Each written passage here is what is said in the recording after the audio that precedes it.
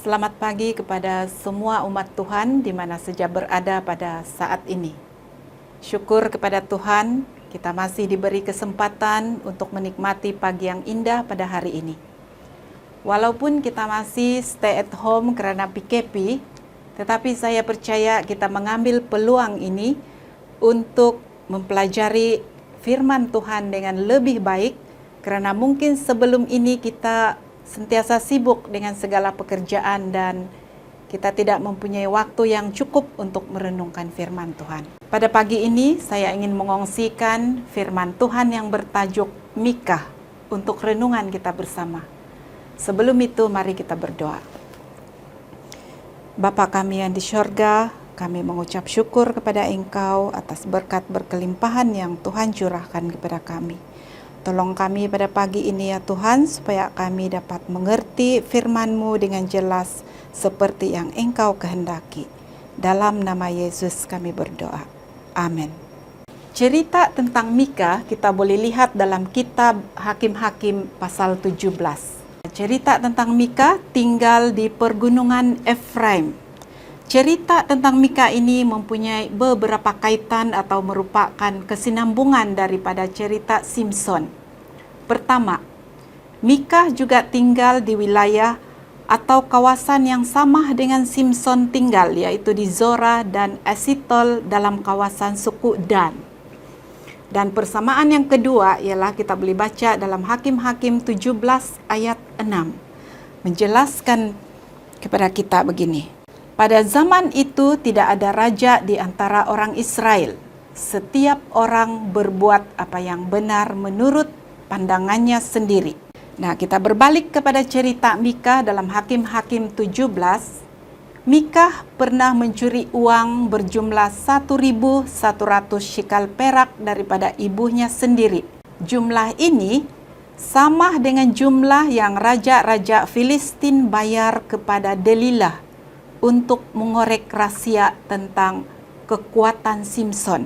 Ini kita boleh baca dalam Hakim-Hakim 16 ayat 5. Nah, pada waktu ibu tersebut menyadari uang shikal peraknya yang berjumlah 1.100 itu hilang, dia sangat marah dan mengutuk orang yang mencurinya.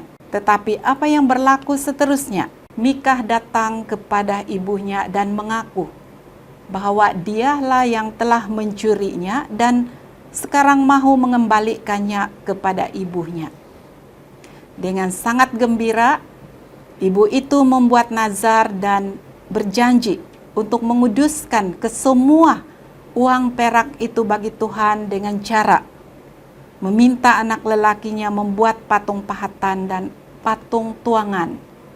Nah, ini juga menunjukkan cara hidup orang Israel yang bertentangan dengan kehendak Tuhan pada zaman itu.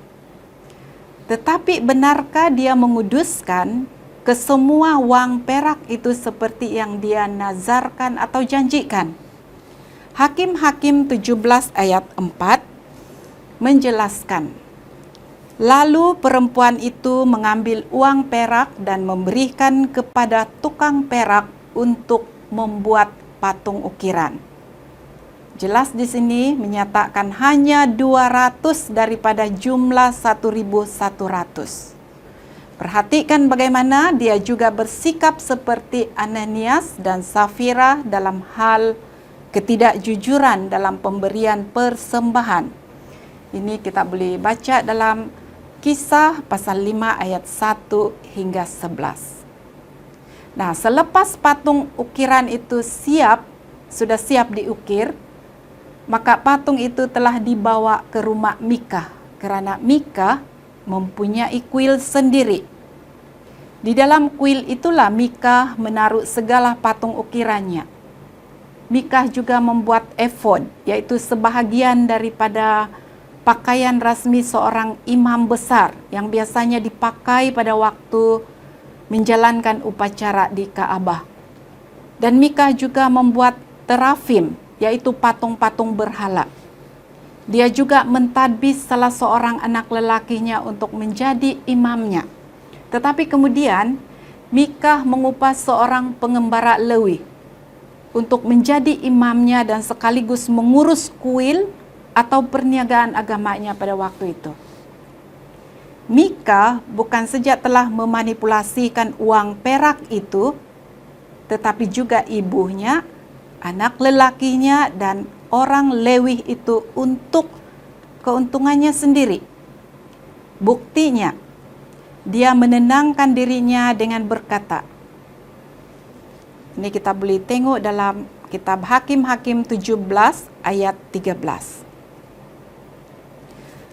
Sekarang tahulah aku bahwa Tuhan akan berbuat baik kepada aku kerana ada seorang Lewi menjadi imamku. Ternyata bahwa kejayaan pribadi dan kemakmuran, keuntungan adalah satu-satunya tujuan Mika. Walaupun Mika berasa aman karena telah memiliki segalanya, tetapi akhirnya dia diserang dan dirampasi oleh suku Dan, dan segala miliknya telah dibawa pergi oleh musuh. Dia telah kehilangan segala sesuatu seperti juga Ananias dan Safira yang telah kehilangan kehidupan mereka. Nah, cerita tentang Mika bukanlah suatu cerita yang menggembirakan atau boleh dicontohi. Kerana apa? Mika pernah mencuri. Keluarganya juga tidak jujur dalam menunaikan nazar dan janji untuk menguduskan semua uang peraknya yang berjumlah 1.100 shikal perak. Dia hanya menyerahkan 200 shikal perak. Bagaimanapun, kisah kehidupan Mika ini tetap berguna sebagai satu peringatan kepada kita sebagai umat-umat Tuhan pada zaman akhir ini. Mungkin juga kita mempunyai tabiat seperti Mika yang mempunyai efod, yaitu pakaian yang dipakai oleh imam ketika melaksanakan upacara di Ka'bah. Tetapi dalam masa yang sama, menaruh terafim dalam kuil atau tempat sembahyangnya. Mungkin juga kita menyembah Tuhan, tetapi dalam masa yang sama, kita masih menyimpan juga terafim-terafim atau patung-patung berhala di dalam kehidupan kita. Mungkin terafim tersebut boleh diterjemahkan ke dalam pelbagai bentuk seperti kepentingan diri kita sendiri, yang melebihi daripada penyembahan yang kudus kepada Tuhan. Mungkin juga terafim kita itu adalah ketidakjujuran kita dalam hal memberikan persembahan atau persepuluhan kepada Tuhan. Atau mungkin juga niat-niat hati kita yang selalu mencari keuntungan diri sendiri, tetapi menggunakan nama penyembahan kepada Tuhan sebagai caranya. Atau hal-hal lain yang kita lebih utamakan berbanding dengan kebenaran Tuhan. Saudara-saudari, apapun terafim atau patung berhala di dalam kehidupan kita, segala perkara negatif yang bertentangan dengan kehendak Tuhan, dan kita masih melakukannya atau kita masih menyimpannya, ingat bahwa itu akan membawa kebinasaan kepada kehidupan kita. Seperti juga apa yang dialami oleh Mika, Ananias, dan Safira yang kehilangan segalanya. Oleh itu, saudara-saudari yang dikasihi Tuhan, 1 Petrus 1 ayat 15 mengatakan, "Tetapi hendaklah kamu menjadi kudus di dalam seluruh hidupmu, seperti Dia yang kudus yang telah memanggil kamu." Mari kita berdoa. Terima kasih ya Tuhan, karena pada pagi ini Engkau telah memberikan kami sedikit daripada firman-Mu untuk menjadi peringatan kepada kami. Oleh itu Tuhan, beri kami kekuatan untuk terus teguh di dalam iman kami, supaya kami dapat menolak setiap patung-patung berhala di dalam kehidupan kami, agar kami dapat bersedia untuk menerima kedatangan Yesus yang kedua kali.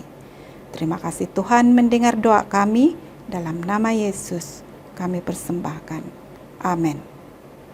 Tuhan memberkati kita semua.